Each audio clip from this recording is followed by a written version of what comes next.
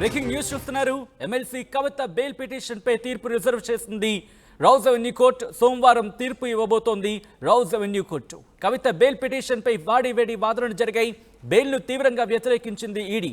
కవిత బయటకు వెళితే సాక్ష్యాలను తారుమారు చేస్తారన్నది ఈడీ. ఇప్పటికే ముగ్గురు సాక్షుల్ని కవిత ప్రభావితం చేసే ప్రయత్నం చేశారంటూ కూడా ఈడీ తన వాదన వినిపించినట్టుగా తెలుస్తోంది.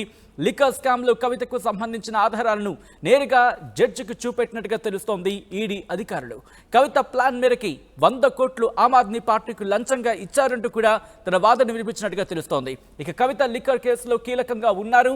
కవిత తన ఫోన్లలో డేటాను ఫార్మాట్ చేశారు. వాట్సాప్, ఫేస్బుక్ వీటికి సంబంధించి వాటి డేటా కూడా లేదు అంటూ కూడా ఈడీ తన వాదన వినిపించినట్టుగా తెలుస్తోంది.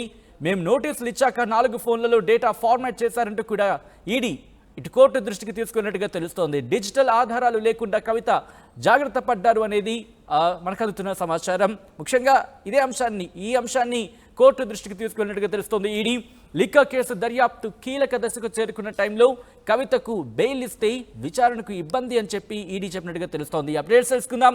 మా ప్రతినిధి రామకృష్ణ అప్డేట్స్ అందించేందుకు లైవ్లో జాయిన్ అవుతున్నారు.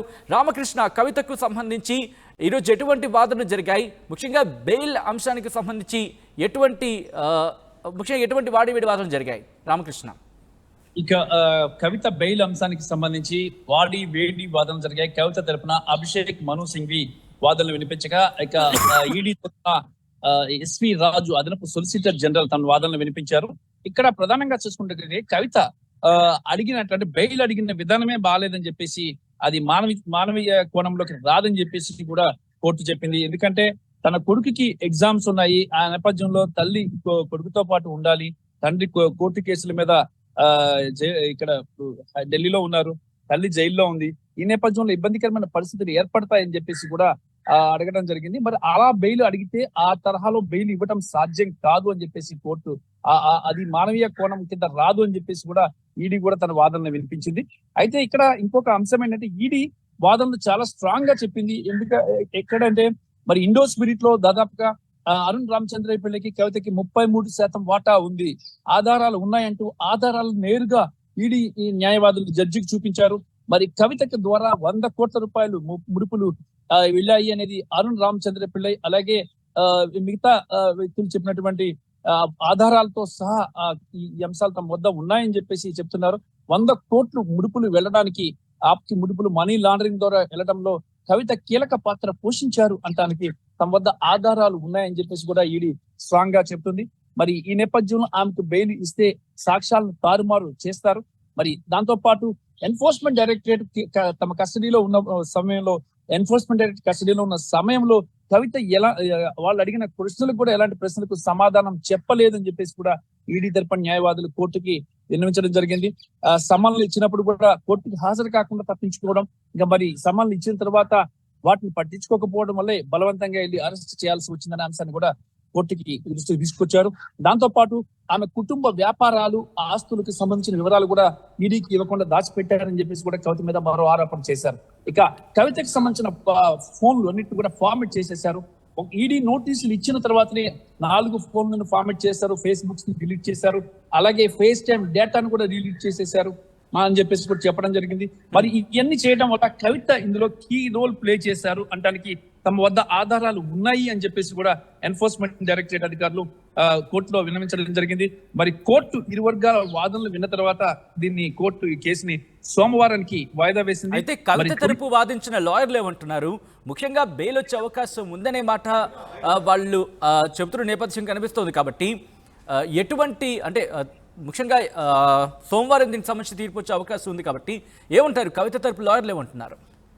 కవిత తరపు లాయర్లు అయితే బెయిల్ ఇవ్వాలి, ఆమె పాత్ర ఇందులో లేదు, ఇది కేవలం కుట్రపూరితంగా చేశారు, ఇది అక్రమ అరెస్టు, బెయిల్ ఇవ్వాలి అని చెప్పేసి ఉన్నారు. మరి 20వ తారీఖున ఇంకో బెయిల్ పిటిషన్ మీద విచారణ కూడా ఉంది. మరి ఈ 9వ తారీఖు వరకు ఆమె జ్యుడిషియల్ కస్టడీలో ఉంటారు. 9వ తారీఖున మళ్ళీ ఆమెని జ్యుడిషియల్ రిమాండ్ నుంచి కోర్టుకు తీసుకొస్తారు. కోర్టుకు తీసుకొచ్చి హాజరుపరచాల్సి ఉంది. మరి ఈ నేపథ్యంలో ఇవాళ 4వ తారీఖు, మరి ఈ రోజు బెయిల్ పిటిషన్ సంబంధించి వాదనలు విన్నారు. సోమవారం బెయిల్ పిటిషన్ సంబంధించిన వాదనలను కోర్టు ముందు ఉంచుతారు. కోర్టు ముందు ఈ వాదనలన్నీ విన్నట్టు వాదనలపై కోర్టు తుది తీర్పు ఇవ్వబోతుంది.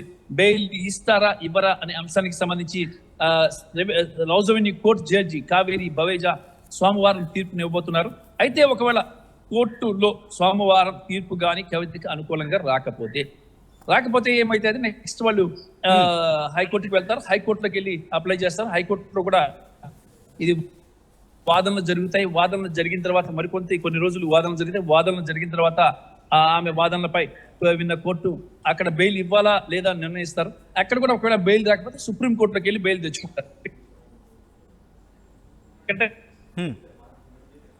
లేదని చెప్పేసి 6 నెలల తర్వాత ఎన్ఫోర్స్మెంట్ డైరెక్టరేట్ తమ అభిప్రాయాన్ని చెప్పింది. ఈ నేపథ్యంలో కవిత విషయంలో జరగచ్చు అని చెప్పేసి అంటున్నారు. మరొక కవితకి కూడా న్యాయం right Ramakrishna, thanks for the update. మొత్తంగా అయితే మాత్రం ఎమ్మెల్సీ కవిత బెయిల్ పిటిషన్ పై తీర్పు రిజర్వ్ చేసింది ఢిల్లీలోని రౌజ్ అవెన్యూ కోర్టు. సోమవారం తీర్పు ఇవ్వబోతున్నట్టుగా తెలుస్తోంది. కవిత బెయిల్ పిటిషన్ పై వాడివేడి వాదనలు జరిగాయి. బెయిల్ను తీవ్రంగా వ్యతిరేకించింది ఈడీ. కవిత బయటకు వెళితే సాక్ష్యాలను తారుమారు చేస్తారంటూ కూడా ఈడీ తన వాదన వినిపించినట్టుగా తెలుస్తోంది. ఇప్పటికీ 2-3 సాక్షుల్ని కవిత ప్రభావితం చేసి ప్రయత్నం చేశారంటూ కూడా ఈడీ తన వాదనను వినిపించింది. లిక్కర్ స్కామ్లో కవితకు సంబంధించిన ఆధారాలను నేరుగా జడ్జికి చూపెట్టినట్టుగా తెలుస్తోంది ఈడీ.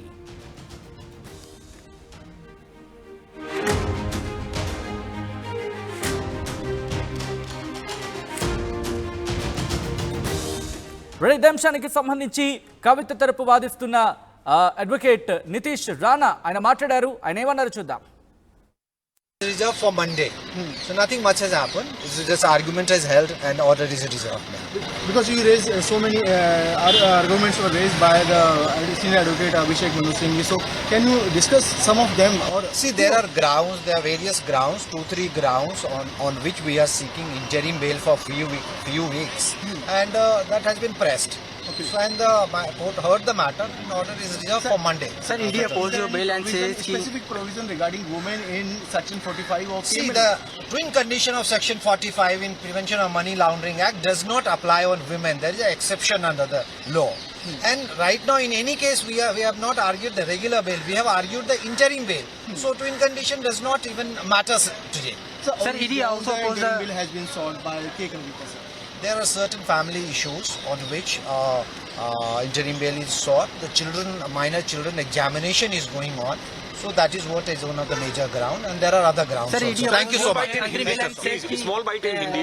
सर, आज एक कविता की जमानत याचिका पर सुनवाई हुई है कोर्ट में. क्या कुछ आपकी तरफ से पक्ष दी गई और क्या कुछ दूसरी तरफ से? आज अंतरिम इंटरिम बेल पे बहस हुई है. हम लोग इंटरिम बेल के लिए एप्लीकेशन डाले थे और उस पर पूरी बहस हुई है और कोर्ट ने ऑर्डर रिजर्व कर लिया है आर्ग्यूमेंट सुनने के बाद. जी सर, लगातार जो ईडी है विरोध कर रही थी अंतरिम जमानत का, जिसमें कि जो उनके बेटे की एग्जाम को लेकर भी कहा गया, उसमें भी जो है उनकी तरफ से एनफोर्समेंट डायरेक्टरेट और any other agency it's their work.